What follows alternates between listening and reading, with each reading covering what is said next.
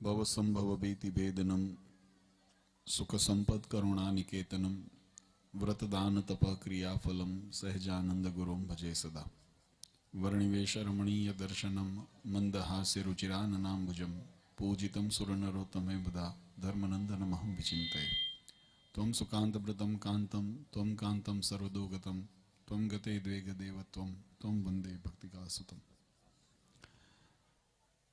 सर्व अवतारी सर्व कारणना कारण આપણા સૌના મોક્ષદાતા ઈષ્ટદેવ ભગવાન શ્રી સ્વામિનારાયણ, સ્વામિનારાયણ સંપ્રદાય દક્ષિણ વિભાગ અધિષ્ઠાતા દેવ વડતાલવાસી શ્રી લક્ષ્મીનારાયણ દેવ હરિકૃષ્ણ મહારાજ, સારાય ગઢપુર પ્રદેશના પ્રાણ સમાન ગઢપુરપતિ મહારાજા ધીરાજા ગોપીનાથજી મહારાજની છત્ર છાયામાં ગોપીનાથજી મહારાજના હાંડાનું ગામ એવા વાંસિયાળીને આંગણે આપણા મંદિરમાં બિરાજમાન એવા પ્રગટ સ્વરૂપ ગોપીનાથજી મહારાજ આદિ દેવોના દિવ્ય સાનિધ્યમાં આજના આ શાકોત્સવના શુભ પ્રસંગે સભામાં ઉપસ્થિત ધર્મકુળ આશ્રિત વાલા સર્વે મારા સંતો પાર્ષદો, શ્રીજીના લાડીલા ધર્મકુળ આશ્રિત વાલા સર્વે સત્સંગી હરિભક્તો, સર્વ ધર્મ પ્રેમી સજ્જનો, સર્વ મોક્ષભાગી જીવાત્માઓ, દરેક ભક્તજનોને અમારા હૃદયપૂર્વક જય સ્વામિનારાયણ. વાલા ભક્તો, ભગવાન શ્રી હરિની અસીમ કૃપાથી આજે વાંસિયાળીને આંગણે આ દિવ્ય શાકોત્સવના માધ્યમથી પુનઃ એક વખત આ વિસ્તારના ભક્તોને સત્સંગ, કથા વાર્તા અને આવો સુંદર ઉત્સવ માણવાનો અવસર મળ્યો છે. આમ તો પૂર્વ વક્તાઓએ, સંતોએ ખૂબ સુંદર વાત કરી કે વાંસિયાળીનો સત્સંગ, અને આમ જુઓ તો ગઢપુર પ્રદેશના ઘણા બધા ગામડાઓની અંદર ભગવાન શ્રીહરિના વખતથી નંદ સંતોએ ખૂબ દાખલો કરી અને એવો સુંદર સત્સંગના પાયા અંદર રોપ્યા છે કે આજે ગમે તેવા વિકટ પરિસ્થિતિ અથવા તો એવા સમય નિર્માણ થાય પણ આપણે ત્યાં એવું કહેવાય છે કે જેના પાયા મજબૂત હોય એ ઇમારતને કોઈ દિવસ વાંધો ન આવે. એમ આપણા ગરડા દેશના વિશેષ કરીને આ વિસ્તારના જે સત્સંગના ગામડો છે એની અંદર એ અકબંધતા રહી છે, સમજણ રહી છે, નિષ્ઠા રહી છે.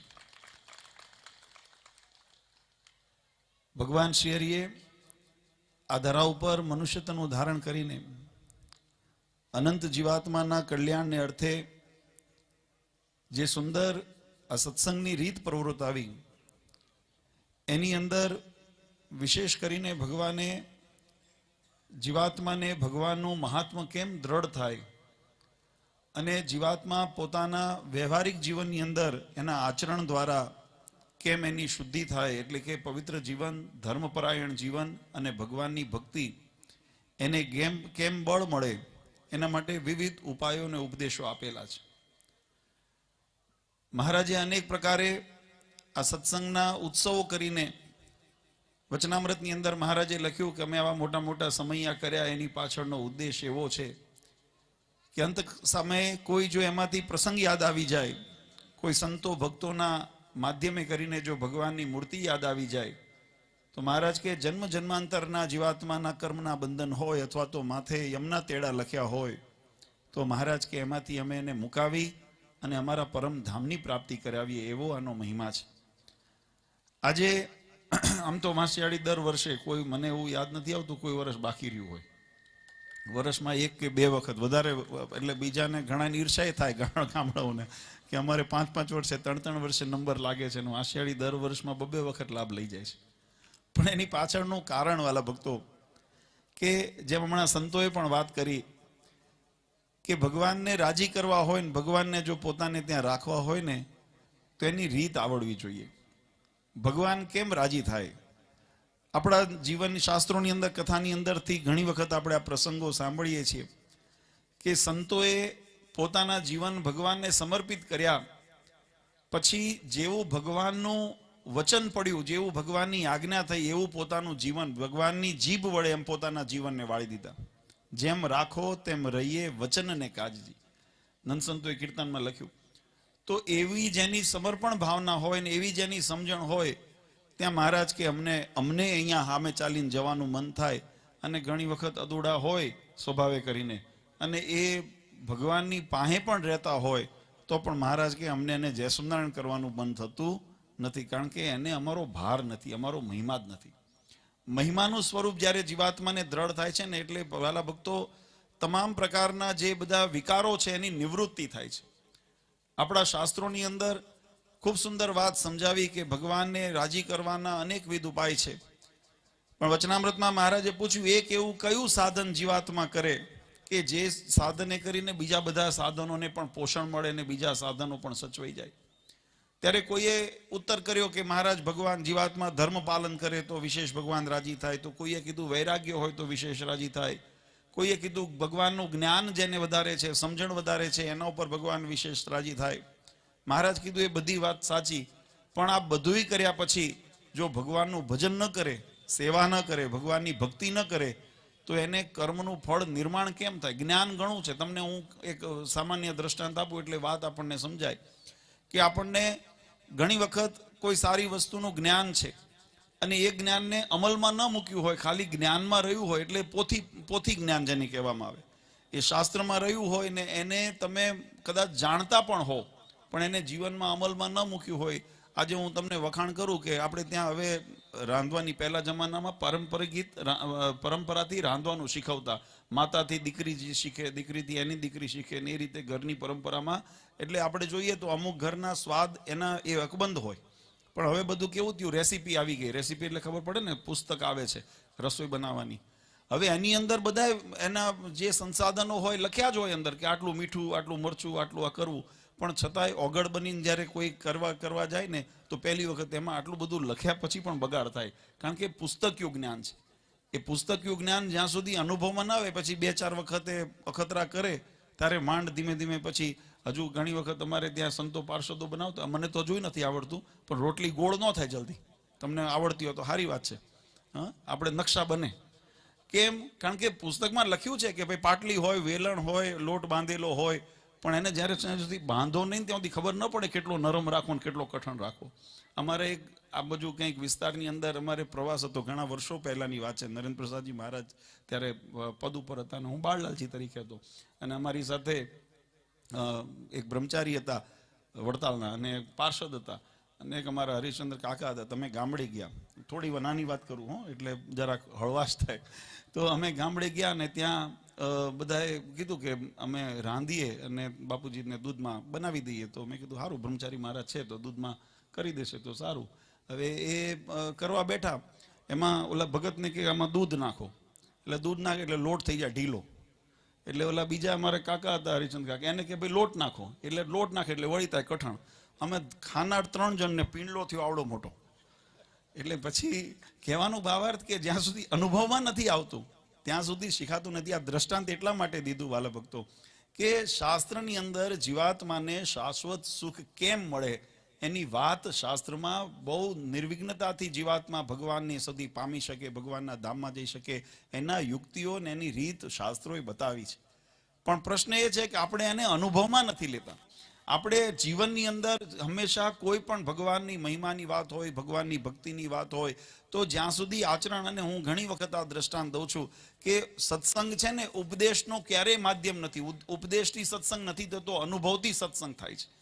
આ કથા વાર્તા આપણે કેમ શ્રવણ કરીએ છીએ? એનાથી જ્ઞાન મળે, સમજણ મળે, પ્રેરણા જાગૃત થાય. પણ એ પ્રેરણા મળ્યા પછી આપણે આચરણમાં મૂકીએ ત્યારે ભગવાનની અનુભૂતિ થાય. બાકી તમને ગમે તેટલા અમે વખાણ કરીએ કે પરબ્રહ્મ પુરુષોત્તમ નારાયણનું સુખ આવું છે, પણ તમે અનુભવ્યું ન હોય, તમને 1000 હું કહું, હમણાં લાડવા બનાવ્યા છે, વાત કરીને છે પે સ્વામીએ, લાડવા બનાવ્યા છે, પણ એની અંદર આ મસાલો છે ને આ અંદર એટલે આનો આટલું ખાંડ પડી છે ને આટલો ગળ્યો છે, હું વખાણ કરીને તમને બધાને અહીંથી રવાના કરી દઉં, તો તમને પૂછે પછી બહાર ભાગોળમાં જઈને કે લાડુનો સ્વાદ કેવો હતો, શું જવાબ આપો? આપણે અનુભવ ચાખ્યો નથી ને, એટલે એ ચાખ્યો નથી ત્યાં સુધી આપણે એને પછી પોતાની બુદ્ધિથી ઘણી વખત કહી દઈએ કે ભાઈ ગળ્યો હતો, થોડો ઓછો ગળ્યો હતો, મોળો હતો, જેવો ભાવ એવો આપણને થાય એવો એનો જવાબ આપે. પણ વાસ્તવમાં એનો સ્વાદ કેવો હતો આપણે જાણી શકતા નથી. ક્યાંક આપણે એને જામ્યા નથી, આપણે એને સ્વાદ નથી ચાખ્યો. એમ સત્સંગનો પણ એવો જ રંગ છે. સત્સંગનો સ્વાદ જે દિવસે જીવાત્માને અનુભવાય એને એને એવો મનમાં મહારાજ એટલા માટે વચનામૃતની અંદર મહારાજે બહુ સુંદર વાત લખી. મહારાજ કે તમે ભગવાનની અંદર એટલો વિશ્વાસ રાખો અને એટલી પ્રતીતિ ભગવાનના સ્વરૂપની અંદર થાય કે એનો વિશ્વાસ એના શબ્દોની અંદર શાસ્ત્રે લખ્યું કે ભગવાનના સુખ આગળ નરક સ્વર્ગાદિના સુખ તો નરક સમાન ભાસે છે. એટલે એની તુચ્છતા બતાવી, પણ છતાંય જગતનો જીવ એવો માયિક અને અજ્ઞાની છે કે જગતના વિષય સુખની પાછળ આંધળી દોટ મૂકે છે, પણ ભગવાનની સુખની પ્રાપ્તિ માટે મહેનત કરતો નથી. એની પાછળનું કારણ, બે કારણ બતાવ્યા વચનામૃતમાં મહારાજ કે એક તો પૂર્વનું કઠણ પ્રારબ્ધ હોય, કાં તો કોઈ એવા આસુરી વૃત્તિ હોય, અને એને કરીને જીવાત્માને આ અભાવ સત્સંગની અંદર આવ્યા પછી પણ આ તૃપ્તિ નથી થતી. અને જો સત્સંગમાં આવીને ઓતપ્રોત થઈ જાય, સત્સંગ પરાયણ થઈ જાય, ભગવાનની આજ્ઞા પરાયણ થઈ જાય, સંતોમાં હરિભક્તોમાં આત્મીયતા કરી લે, ભગવાનની મૂર્તિની અંદર હેત કરી લે અને એવો ઓતપ્રોત થઈ જાય તો એને પછી આ અનુભૂતિ છતે દેહે થાય છે. મહારાજ કે અક્ષરધામ મળ્યા પછી મળશે કે કેમ એની ચિંતા ન કરવી, એને તો છતે દેહે અક્ષરધામની અનુભૂતિ થાય. આ ભગવાનની આત્મીયતાનો મહિમા છે. અને આજે એ મહિમાને જાગૃત કરવાને માટે આપણી સંપ્રદાયની પરંપરા પ્રમાણે, આપણી વૈદિક પરંપરા પ્રમાણે સંતો ગામડે ગામડે વિચરણ કરી અને ભક્તોને ભગવાનની ઓળખાણ કરાવે છે, ભગવાનનો મહિમા ગાય છે. આજે કથા વાર્તા કેમ આપણી પરંપરા, એની એ રામાયણ છે. એક વખત સાંભળો, બે વખત સાંભળો, 10 વખત સાંભળો, એનું એ જ ભાગવત છે, એનું એ જ સત્સંગી જીવન છે. પણ વારંવાર વર્ષો વર્ષ એનું આપણે અધ્યયન એટલા માટે કરતા રહીએ છીએ કે એમાંથી કંઈક ને કંઈક આપણને નવી પ્રેરણા જાગૃત થાય. મહારાજે વચનામૃતની અંદર દર્શનની બહુ સુંદર રીત શીખવાડી છે. મહારાજ કે દર્શન કરવું તો કેવી રીતે કરવું, નિત નવીનતા લાવીને દર્શન કરવું. એનો અર્થ એ નહીં કે રોજ મૂર્તિઓ બદલવી. નહીં તો ઘણા હવે એવો અર્થ કરે છે કે ભાઈ મહારાજ કીધું નવીન કરવું એટલે જૂનું પાડીને નવું કરવું. જૂનું પાડીને નવું કરવાનું મહારાજે નથી કીધું. જૂનું છે, એવો સમય આવે, અવકાશ આવે, જરૂર આવે ને જીર્ણ થઈ ગયું હોય, નવેની જરૂર હોય, સત્સંગ વધ્યો હોય ને આપણે કરીએ, એની વિકાસ કરો, એની ના નથી. પણ જૂનું પાડવાની વાત એટલે પછી મૂર્તિથી લઈને સિદ્ધાંતોથી અંદર જૂનું બધું કાઢી નાખવું. હવે તો શિક્ષાપત્રી જૂની લાગે છે બધાને. હવે તો એ શિક્ષાપત્રીને પણ હવે બાકાત કરવી છે કે હવે આ જેમ જેમ નીકળે તો સારું. કારણ કે જેને પોતાનો સ્વાર્થ સિદ્ધ કરવો છે એના માટે ભગવાનનું વચનનો, ભગવાનનો મહિમા જરાય નથી. અને જેને ભગવાનને રાજી કરવા છે, જે હમણાં વાત કરી કે દાદા અને એના પરિવારને, હેબલ બાપુના પરિવારને મહારાજ કે અમને રાખ્યાનો ખપ છે તો અમારા ગમતામાં વર્તે છે, એમ ભગવાનને જેને રાખ્યાનો ખપ હોય, ભગવાનની પ્રાપ્તિનો જેને ખમ હોય, એને તો ભગવાનના ગમતામાં રહેવું જોઈએ. આ જ એક એનો મૂળ મંત્ર છે. જેને આ આવડ્યું એને બેડો પાર થઈ ગયો માનજો. ભગવાનના ગમતામાં, ભગવાનની આજ્ઞામાં જીવાત્માએ રહેવું, આ એક જ એનો મંત્ર છે. પછી એના અવાંતરમાં રહીને તમે જે ભજન કરો, ભક્તિ કરો, મહારાજ કે જો તમે ભક્તિ કરો છો ને એ પણ જો ભગવાનને વિસરીને કરો ને તો એ ખાલી બીજબળ કરે છે. ધર્મે રહિત ભગવાનની ભક્તિ તમે કરી છે, ભગવાનની આજ્ઞા મૂકીને તમે ભક્તિ કરી છે, તો એ ભક્તિનું કેવળ બીજબળ બને છે, પરિપૂર્ણ ફળ મળતું નથી. પણ પરિપૂર્ણ ફળ જો જોઈતું હોય, ભગવાનના ધામની પ્રાપ્તિ કરવી હોય તો મહારાજ કે સધર્મ ભક્તિ, મહારાજ કે ધર્મે સહિત ભગવાનની ભક્તિ કરો. ભગવાનની આજ્ઞા, ધર્મ એટલે આજ્ઞા, ભગવાનની બાંધેલી આજ્ઞાની અંદર રહીને જો ભક્તિ કરશો તો જ એ ભક્તિ તમને પરિપૂર્ણ ફળ આપશે. નહીં તો મહારાજ કે બીજબળ બને અને બીજા જન્મે, ત્રીજા જન્મે, 5મા જન્મે, 10મા જન્મે કે 1000 જન્મે જીવાત્માને વળી પાછો આવો સત્સંગનો યોગ થાય. અને સત્સંગનો યોગ થાય ત્યારે પણ મહારાજ કે અમે કીધું એમ કરશો ત્યારે અક્ષરધામમાં તમે અમે ભેળા રહીશું. માટે આ જે સત્સંગનો મહિમા છે, આ ભગવાન સ્વામિનારાયણે આપણી સંપ્રદાયની રીતની અંદર પ્રવૃત્તાયો છે. અને આપણે બધાની પણ એ નિષ્ઠા અને જવાબદારી હોવી જોઈએ કે અમારે અમારા જન્મને આ છેલ્લો જન્મ કરવો હોય તો ભગવાનની એ બાંધેલી મર્યાદાની અંદર રહી અને ભગવાનનું ખૂબ ભજન કરીએ. આજે વાંશિયાળીને આ વિસ્તારનો સત્સંગ એ અનુસરે છે એટલે અમને અહીંયા વારંવાર આવવાનું મન થાય, એટલે સંતોને અહીંયા આવવાનું મન થાય. આ સંબંધ આપણો, નાતો આપણો સત્સંગનો નાતો છે. અને સત્સંગના નાતાના પાયાની અંદર સિદ્ધાંત રહેલો છે. જો સિદ્ધાંત ન હોય તો સત્સંગ જ નથી. જો ભગવાનની આજ્ઞાનું પાલન જ ન થતું હોય તો એ સત્સંગ જ નથી. પછી ગમે તેટલા મોટા મોટા મેળાવડા થાય પણ ત્યાં આપણું મન ન માને. અને મહારાજે તો ત્યાં સુધી કીધું, એવા મોટા મેળાવડા તો કદાચ કોઈ મદારી આવ્યો હોય ને ગામમાં અને ડુગડુગી વગાડે ને તો ત્યાંય ટોળા વળતા થઈ જાય, પણ એમાં કલ્યાણ ન થાય. કલ્યાણ તો ભગવાનની બાંધેલી આજ્ઞામાં ધર્મ, જ્ઞાન, ભક્તિ, વૈરાગ્ય યુક્ત એકાંતિક ભાવે કરીને જ્યારે જીવાત્મા ભગવાનની ભક્તિ કરે ત્યારે જીવાત્માનું કલ્યાણ થાય છે. ત્યાં સુધી કલ્યાણ થતું નથી. એટલે એ પોષણને પામવા માટે આપણે આ વર્ષો વર્ષ આ ઉત્સવ કરીએ છીએ. તમે વાત વિચારો વાલા ભક્તો, ઘણી વખત આપણી જગતની, ટૂંકી જ વાત કરું છું કે જગતના માપદંડની અંદર આપણે સુખ દુઃખના જ્યારે અનુભવ થતા હોય ત્યારે ભગવાનની નિષ્ઠાની અંદર આપણે ચલાયમાન થઈ છે. ઘણી જગ્યાએ માનમાં લોભાણા, ઘણી જગ્યાએ પ્રસાદમાં લોભાણા, ઘણી જગ્યાએ સ્વાર્થમાં લોભાણા, ઘણી જગ્યાએ સંબંધમાં લોભાણા. મહારાજે કીધું શરીરની અંદર શ્રીમદ ભાગવતજીનો એક પ્રસંગ છે, અને મહારાજે આ લોયાની અંદર જ જ્યારે શાકોત્સવ કરતા ને ત્યારે એક વચનામૃતની અંદર આ વાત મહારાજે લખી છે. મહારાજ કે જ્યારે હિરણાકશ્યપુએ પોતાના દીકરા પ્રહલાદ ઉપર અસહ્ય એવા કષ્ટ એને આપ્યા, અને એની પરીક્ષા કરવા માટે આપણે કથા બધા વિસ્તારથી જાણી છે, એટલે હું એનું પુનરાવર્તન નથી કરતો. ત્યારે એ પ્રહલાદજીના રક્ષણને માટે ભગવાને નરસિંહ અવતાર લીધો. ભગવાને પોતે સ્વયં નરસિંહ રૂપે પ્રગટ થયા. આપણે જાણીએ છીએ કથા. હિરણાકશ્યપને એવું વરદાન હતું કે ન દિવસે મળે, ન રાત્રે મળે, ન માણસથી મળે, ન પશુથી મળે, ન દેવથી મળે, ન દાનવથી મળે, ન અસ્ત્રથી મળે, ન શસ્ત્રથી મળે, ન ઘરમાં મળે, ન બહાર મળે. બધા પ્રકારના રક્ષા કવચ પહેરી લીધા હતા કે મને મૃત્યુ ન આવે એવા એને વરદાન માટે એને વાત કરી. પણ છતાંય પોતાના ભક્ત ઉપર જ્યારે ત્રાસ ગુજાર્યો, જ્યારે ભગવાનના ભક્ત એવા પ્રહલાદજી ઉપર જ્યારે અતિશય ત્રાસ ગુજાર્યો, ત્યારે એની રક્ષા માટે છેલ્લે ત્યાં સુધી થયું કે ધગધગતો થાંભલો તૈયાર કર્યો અને પ્રહલાદને કહે કે તમે આને, જો તમારા ભગવાન હોય તો તમારી રક્ષા કરશે, અને બાથ ભીડો. અને પ્રહલાદે ભગવાન ઉપર ભરોસો રાખી અને ધગધગતા એ થાંભલાને બાથ ભીડી અને ભગવાન ત્યાં થાંભલો ફાટ્યો અને નરસિંહ રૂપે પ્રગટ થયા. આપણે કથા બહુ સુંદર વિસ્તારથી ભાગવતાદી શાસ્ત્રની અંદર એનું વર્ણન કર્યું છે. પણ મહત્વનો ભાગ ભગવાને રક્ષા કરી એટલું નથી, એના પછી જે પ્રસંગ બન્યો એ પ્રસંગનો પણ મહિમા એટલો ને એટલો છે. ભગવાને રક્ષા કરી, આ તો આપણા માટે ગૌરવની વાત છે કે પોતાના ભક્તની વારે ભગવાન આવે છે. ને તો એનું બિરુદ છે, ગરુડ તજીને પાળા પધાર્યા ગજ સારું મહારાજ, એવી રીતે તમે આવો દયાળુ કરવા અમારા કાજ. આપણે કાયમ ભગવાનને સ્તુતિ પ્રાર્થના કરતા હોઈએ. સંતોએ એ જ પ્રાર્થના કરી કે મહારાજ તમે અમારી કાયમ રક્ષા કરો. જેમ એક હાથીના રક્ષાને માટે આપ ગરુડનો ત્યાગ કરીને દોડીને આવ્યા, એમ અમારી પણ લાજ રાખવા મહારાજ. અને આવે છે ભગવાન, આપણી લાજ તમે જો કોઈ વખત આ તો આપણી અનુભૂતિ દ્રષ્ટિ ત્યાં સુધી પહોંચતી નથી ને, એટલે આપણને વાત સમજાતી નથી. બાકી જો એની અંદર થોડોક જો દ્રષ્ટિ અંદર ઊંડી ઉતરે ને તો આપણને ભગવાનની કૃપા દેખાય. હું એમ માનું કે આટલા વિષમ દેશકાળની અંદર પણ આપણા હૃદયની અંદર જો ભગવાનની આજ્ઞા લોપવાનો વિકાર ન થતો હોય, માનજો આપણા હૃદયમાં ભગવાન છે. અને જે દિવસે એમ થાય કે હવે ભગવાનની આજ્ઞામાં આટલો ફેરબદલ કરવું છે, માનજો ભગવાન આપણાથી છેટા છે. આ ભગવાનનો પ્રગટપણાનું પ્રમાણ છે કે ભગવાનના વચનની અંદર જે દિવસ ડગુમગુ કરવાનો મનમાં સંકલ્પ થાય ને, ત્યારે માનજો કે આપણા હૃદયમાં હવે ભગવાન રહ્યા નથી. જો ભગવાનની આજ્ઞાનું સાવધાન પાલન કરશું, આ અન્યોન્ય છે, તમે પાલન કરશો તો ભગવાન તમારું, જેમ ધર્મની રક્ષા માટે કર્યું, ધર્મો રક્ષેતી રક્ષત, તમે ધર્મનું રક્ષણ કરો તો ધર્મ તમારું રક્ષણ કરે. એમ તમે ભગવાનની આજ્ઞાનું પાલન કરો તો ભગવાન તમારા હૃદયમાં રહે. અને ભગવાન હૃદયમાં હોય તો આજ્ઞાનું પાલન થાય જ. અન્યોન્ય છે. જો ભગવાન હૃદયમાં ન હોય તો જ મનમાં વિકાર આવે, તો જ કળિયુગ પ્રવેશે. પણ ભગવાન જો હૃદયની અંદર હોય તો કળિયુગ પ્રવેશે નહીં, અધર્મ પ્રવેશે નહીં. પણ આપણે ક્યાંક છેંડા પાડ્યા. હમણાં થોડા દિવસ પહેલા વડતાલની અંદર કેટલાક યુવાનો આવ્યા હતા અને મને પ્રશ્ન પૂછતા હતા. મેં ત્યાં બહાર પગથિયા આગળ બેઠા હતા, ત્યારે હરિભક્તો આવીને પૂછે કે મહારાજ સત્સંગીને કુસંગ અથવા તો કળિયુગ નડે ખરો? ત્યારે અમે એનો ઉત્તર કર્યો કે સત્સંગી હોય એને સહજ રીતે તો ન નડવો જોઈએ, પણ નડે. કેમ નડે? કારણ કે એને એના જીવનની અંદર જે રક્ષા કવચ મહારાજે આપણને પહેરાવ્યું છે આજ્ઞારૂપી, એની અંદર છીંડા પાડ્યા છે.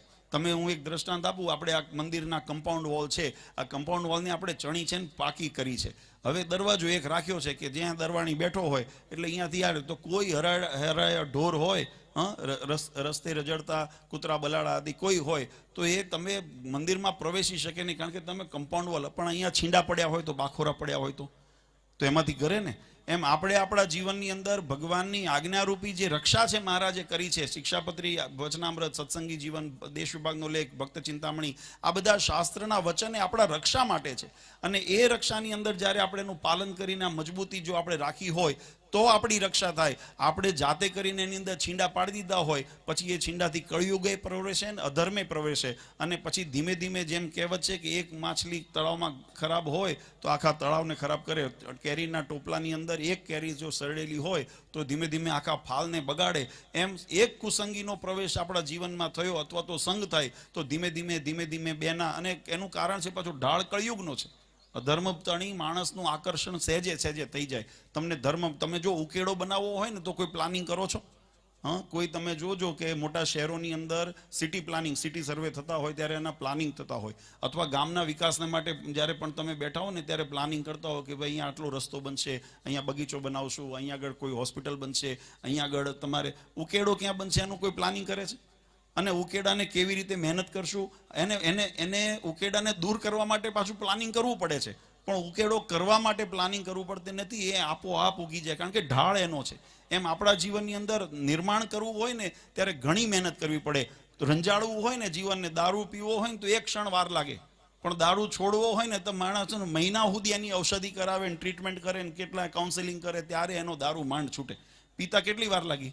એક ક્ષણ માત્ર લાગ્યો. તો બગડવું સહેલું છે એટલે બધાને સરળતા પડી જાય છે. એટલે જગતના રવાડે ચડવું બહુ સહેલું છે, પણ ભગવાનના માર્ગ ઉપર ચાલવું ને એટલે સંતોએ લખ્યું, હરિનો માર્ગ છે સુરાનો, નહીં કાયરનું કામ જોરે. આ તો શુરવીર હોય ને એને ભગવાનની સારદાર આજ્ઞામાં રહીને ભગવાનનું ભજન કરીને સત્સંગની અંદર રહી શકે, બાકી કાયરનું કામ નથી. જો આપણે બીજે ભટકતા હોઈએ ને તો માનજો કાયર છીએ. પછી ગમે તેવા આપણે કુળમાં જન્મ લીધો હોય, ગમે તેવા પરિવારમાં જન્મ લીધો હોય, પણ અધર્મનું આચરણ જીવનમાં જો પ્રવેશે તો માનજો આપણાથી મોટું કાયર કોઈ નથી. અને ધર્મનું રક્ષણ કરતા હોય, ભલે કદાચ સુખ દુઃખ આવે. મહારાજ આપણે પ્રહલાદજીની વાત કરતા હતા. પ્રહલાદજીને ભગવાને હિરણ્યકશ્યપના ત્રાસ થકી મુક્તિ કરવા માટે નરસિંહ રૂપે ભગવાન પ્રગટ થયા, અને જ્યારે પ્રહલાદની રક્ષા કરી પછી પ્રહલાદજીએ ભગવાનની સ્તુતિ કરી છે. અને ભગવાનની સ્તુતિ કરી એની અંદર પ્રહલાદજીએ બે વાત એમને બહુ સુંદર કરી. પહેલું કીધું કે મહારાજ તમારું, કારણ કે ભગવાન નરસિંહનું સ્વરૂપ કેવું હતું? વિકરાળ હતું. ભગવાનનું સ્વરૂપ કેવું હતું? વિકરાળ હતું, ક્રોધાયમાન હતા. ભક્ત ઉપર ત્રાસ હતો એ જોઈને ભગવાન પણ ક્રોધિત થઈ ગયા હતા. અને એ ક્રોધની અંદર એને હિરણ્યકશ્યપને પોતાના ખોળામાં નાઈને, અને જેમ સિંહ કોઈ શિકારને ચીરી નાખે એમ પોતાના નખે કરીને ભગવાને ચીરી નાખ્યા હતા. કેટલો ક્રોધ હશે ભગવાનને! અને એ ક્રોધે કરીને ભગવાનનું આટલું વિકરાળ સ્વરૂપ, એક તો સિંહનું સ્વરૂપ, અડધું મનુષ્ય અડધું સિંહનું સ્વરૂપ, અને એની અંદર પણ આવા ક્રોધથી જ્યારે ભગવાને હિરણ્યકશ્યપને ત્યાં વધ કર્યો ત્યારે પ્રહલાદજીએ બે વાત કરી. એક તો કીધું ભગવાન તમારા વંદન કર્યા, પગે લાગ્યા, અને પછી ભગવાનને કહે હું તમારા આ રૂપથી મને ભય લાગતો નથી, મને ભય લાગતો નથી. કોને ભય ન લાગે? હમણાં ગામમાં હવે તો તમારા વિસ્તારમાં સિંહનો અવર જવર છે. હમણાં રાતે નીકળ્યા હોય ને ડાલામાં તો આજો આવ્યો હોય ને પછી કોઈ એમ કે મને બીક ન લાગે, એ તો કદાચ પછી કાં તો બે હોય. અમારે ત્યાં સેનાની અંદર, ભારતીય થળ સેનાની અંદર એક બહુ સુંદર જૂની એક કહેવત છે કે કોઈ એમ કે ને, કોઈ સિપાહી એવું કે, સૈનિક કોઈ એવું કે મને મૃત્યુનો ભય નથી, તો એની માની લેવાનું કે બે કારણ હોય. કાં તો એ જુઠ્ઠું બોલે છે, અને કાં તો એ ગોરખા છે. ગોરખા એટલે જે ગોરખા રેજિમેન્ટ છે એનો કોઈ હોય ને. આવું અમારે અમને જ્યારે અમે ભણતા ને ત્યારે અમે આર્મીના કેમ્પમાં એમાં ગયા હતા ને ત્યારે આ બધી વાતો. પણ કહેવાનો કે બે વસ્તુ હોય, કાં તો એ ખોટું બોલે છે અને કાં તો શુરવીર હોય, તો જ એને મૃત્યુનો ભય ટળ્યો હોય. મૃત્યુનો ભય ટળ્યો હોય કાં તો ખોટું. તો લગભગ એવું મૃત્યુનો ભય ટળનાર કેટલામાંથી?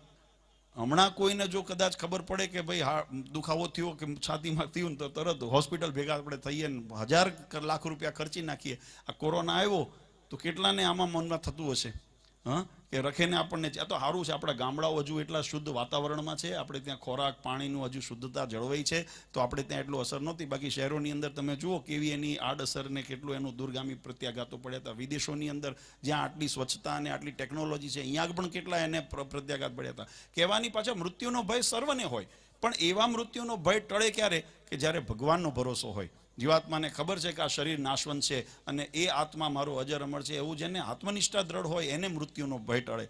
તો ભગવાનની આગળ પ્રહલાદજીએ એ વિનંતી કરી, સ્તુતિ કરીને કીધું કે મને તમારા રૂપથી મને ભય નથી લાગતો, કારણ કે હું જાણું છું કે આ પરબ્રહ્મ પુરુષોત્તમ નારાયણ છો, અને એ નારાયણ છો એટલે મારા માટે તો ભક્તના વત્સલ છે ભગવાન. એટલે તમારું રૂપ ગમે તેવું દેખાતું હોય પણ મને હું એનાથી ભયભીત નથી. અને બીજી વાત, ભગવાને પ્રહલાદજીએ ભગવાનની આગળ સ્તુતિ કરી કે તમે મારી આ હિરણ્યકશ્યપ આદિ અસુરથી મારી રક્ષા કરી, આ મારા શરીરનું તમે પ્રાણ બચાવ્યા, પણ હું આને મારી રક્ષા નથી માનતો. કેટલી મોટી વાત થઈ, કેટલી મોટી વાત થઈ. આપણે મહારાજ કીધું કે આપણે તો જગતના સુખ દુઃખ આવે ને એટલે ભગવાનની તરત ભગવાનપણા ઉપર પ્રશ્ન ઊભા થઈ જાય. આ ભગવાન હોતા હશે? આવી કસોટી જ્યારે ભગવાન લેતા હોય ખરાખરીની, ખરાખરીની કસોટી લેતા હોય ત્યારે ઘણી વખત આપણી નિષ્ઠા ડગી જાય કે આમાં ભગવાન હશે. ગોપીનાથજી મહારાજ આવું કરતા હશે, અને ભગવાન કરે છે પાછું એ ન થાય તો એવું નહીં, પાછું ખોટાને સાચું સ્વીકારી લઈએ કે ભગવાને આ સફળતા કોઈ ખોટું કરીને, જેમ 64ની અંદર કૌરવોએ દ્યુત કીડાની અંદર કપટ કરીને જીતી ગયા. હવે કૌરવો જીત્યા એટલે ઘણાને વિશ્વાસ થઈ જાય કે સાચા હોય તો જ જીત્યા હોય ને. આપણી અંદર અજ્ઞાનતા છે, આપણી અજ્ઞાનતા છે. ભગવાનના કાર્યોને મારે કે જગતના સુખદૂતથી ભગવાનની કૃપાને મપાયા જ નહીં. મહારાજે બહુ સ્પષ્ટ વાત કરી. પ્રહલાદજીએ ભગવાનને કીધું કે તમે મારી આ જે શરીરની રક્ષા કરી છે એ શરીરની રક્ષાને હું મારી વાસ્તવિક રક્ષા નથી જાણતો, પણ જો મારી વાસ્તવિક રક્ષા તમે કરો ને તો મારા કામ, ક્રોધ, લોભ, મોદ, મોહ, અંતરશત્રુ જે મને પીડતા હોય, એના જે ગણ હોય, એના થકી મારી રક્ષા કરો અને મને તમારા સ્વરૂપની અંદર અનન્ય પ્રીતિ રહે ને એમાં જે પણ વિઘ્ન થતા હોય એવા વિઘ્નથી જ્યારે મારી રક્ષા કરો ને ત્યારે હું માનીશ કે તમે મારી સાચા અર્થમાં રક્ષા કરી છે.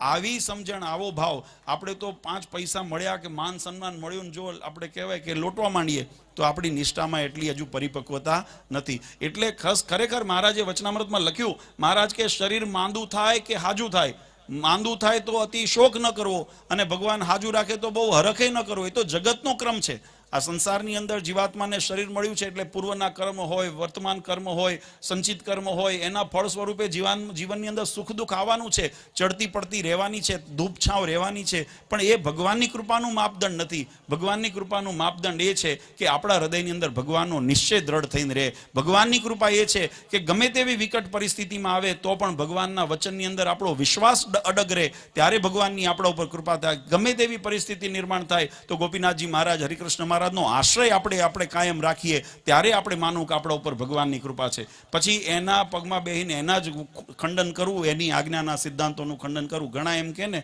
હું કહું છું, હમણાં છેલ્લા ઘણા પ્રવચનમાં મેં વાત કરી, ઘણા અમને એમ કહેતા હોય કે બાપુજી શિક્ષાપત્રી કાયમ ખિસ્સામાં લઈને ફરું છું. પણ ખિસ્સામાં લઈને ફરે ગુણ ન આવે. ઘણા શાસ્ત્રોને કંઠસ્થ મને છે, વચનામૃત મોઢે છે, સત્સંગી જીવનની કથા વગર વાંચી અમે કરીએ છીએ. આવા વખાણો આત્મશ્લાઘા કરનારા ઘણા નીકળ્યા છે કે અમને સત્સંગી જીવનની આટલી કથા કરીએ છીએ, પણ આચરણ નથી. એનું શું? ખાલી કથા કરવાથી શું થશે? ખાલી શિક્ષાપત્રીને ખિસ્સામાં લઈને ફરવાથી શું થશે?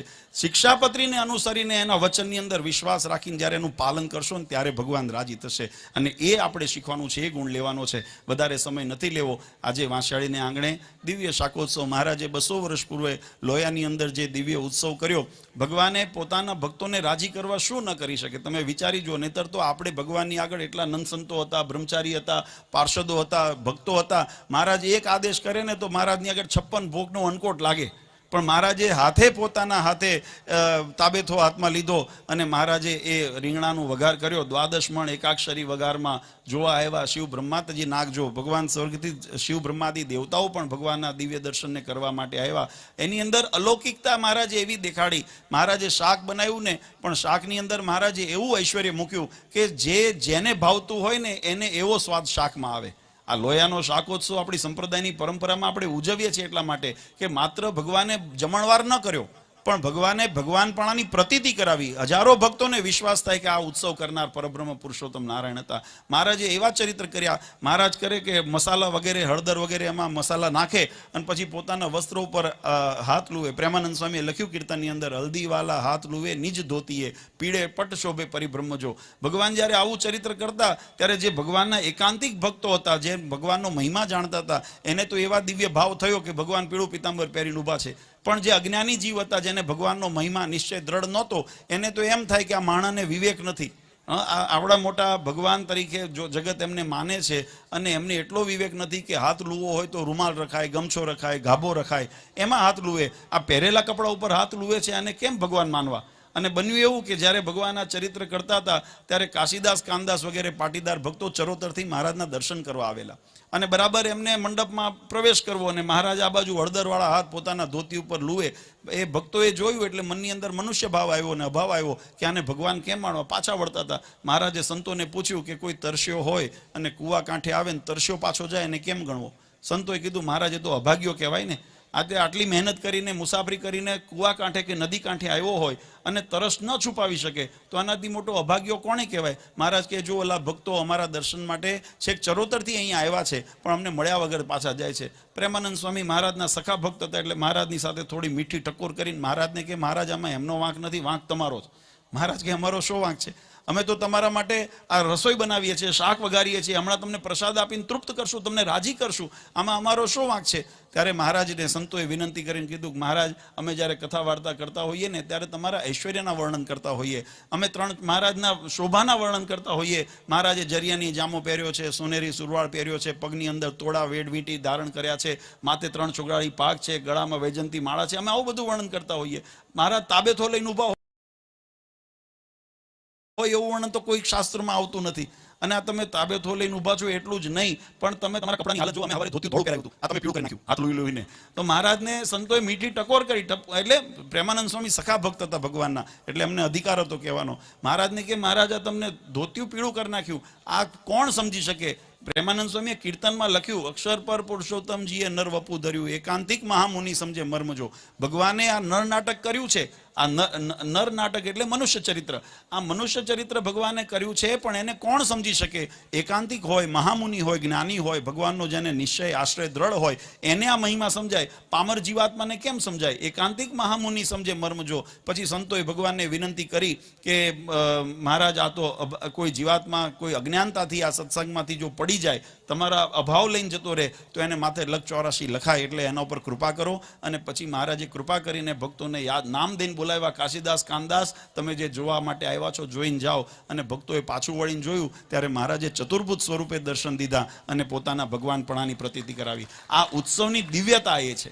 માત્ર ભગવાને બધાને જમાડ્યા એ મહત્વનું નથી, પણ એ જમાડવાની સાથે સાથે ભગવાને જે ઐશ્વર્યના દર્શન કરાવ્યા, પોતાના ભગવાનપણાનો પ્રતાપ દેખાડ્યો, એ શાકનો સ્વાદ ફેરવ્યો. નહીં તો રીંગણાનો સ્વાદ રીંગણાનો જ આવે, સ્વાદિષ્ટ થાય કે કડછું થાય એ જુદી વસ્તુ છે, પણ રીંગણાના સ્વાદમાં દૂધપાકનો સ્વાદ આવે.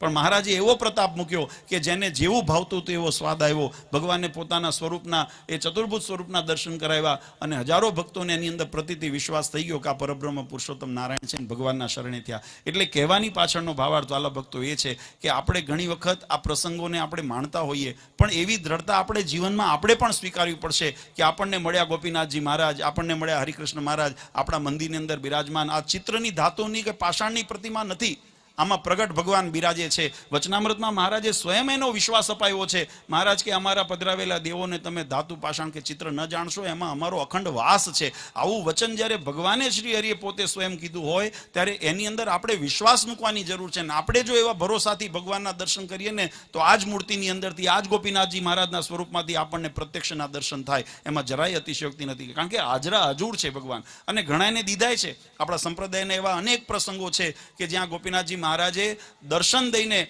જેના મનના ભાવ હતા એને પૂરા કર્યા હોય, અથવા કોઈને ધામમાં તેડી ગયા હોય, કોઈને મહારાજે દર્શન દઈને એના સંકલ્પ પૂરા કર્યા હોય. આવા હજારો દાખલાઓ છે. એ ક્યારે થાય કે આપણી નિષ્ઠા એ કક્ષાએ પહોંચે ત્યારે, આપણો વિશ્વાસ એ કક્ષાએ પહોંચે ત્યારે. એટલે એવી દ્રઢતા જ્યારે આપણા જીવનમાં થશે ત્યારે આપણું જીવનનો પણ ભગવાન જેમ કહે છે ને કે માખણમાંથી મોવાળો નીકળે, એમ સહેલાઈથી આ સંસાર ભવસાગરમાંથી, કર્મ અને માયાના બંધનમાંથી જીવાત્માને ભગવાન ઉગારીને પોતાના ધામની પ્રાપ્તિ કરાવશે. એમાં જરાય શંકાને સ્થાન નથી. તો એવી પ્રાપ્તિ કરવા માટેનો દાખલો એ આ સત્સંગ છે. ખરેખર આજે આનંદની વાત છે. તમે બધાએ કથાની અંદર ખૂબ સુંદર લાભ લીધો. ભગવાનના મહિમાના, ચરિત્રોના અને સિદ્ધાંતોની વાતો આપણે શ્રવણ કરી. એને જીવનમાં ઉતારજો, દ્રઢ કરજો અને સાથે સાથે ભગવાનને પ્રાર્થના કરજો કે મહારાજ 4 પ્રકારના કુસંગથી તો અમારી રક્ષા કરજો, જેવું વચનામૃતમાં મહારાજે કીધું છે. પણ એની સાથે હવે પાખંડ અને ધર્મના નામે ચાલતા જે અધર્મ છે એનાથી પણ અમારી રક્ષા કરજો, કારણ કે એ વધારે આપણને જોખમ કરે.